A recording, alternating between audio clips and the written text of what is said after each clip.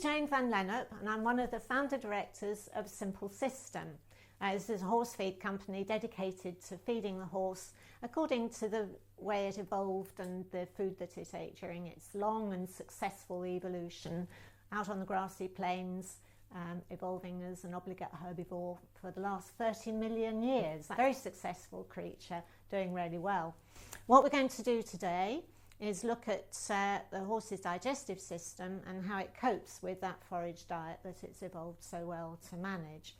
I call this presentation From Bucket to Barrow because we all know about the expensive bucketfuls that we lag to the front end, and we know about all the barrow loads of muck that come out of the other end.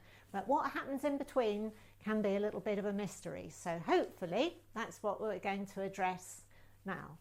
So the horse's digestion starts in the mouth, and to illustrate that I've got a meat mincer. We can put a steak in the top of the mincer, wind the handle, I'm afraid that fell off, and out comes mince. But this will only work well if we get everything together in the right order and it's correctly tensioned and we wind it properly.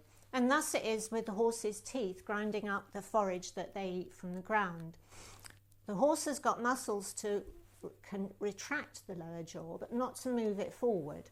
So when the horse is grazing and his head's down, he's a grazer, food is on the ground, his lower jaw slips slightly forward and all his teeth are in the right alignment to wear evenly while he's chewing that food. If we find our horse out on his grassy treeless plain, nice Mr. Horse, doing so well, but we're going to put you in a 12x12, and by the way, the hay net's up there. Things start to go wrong for our beautifully evolved horse because his lower jaw will slip back when his head's up, his teeth no longer align correctly, and so very many domesticated horses have problems with sharp bits on their teeth, on the outside of the top teeth, the inside of the bottom teeth, a hook at the front of the top teeth and a ramp at the back of the bottom teeth. And these are in part due to our not respecting the horse as a grazer that eats with its head down.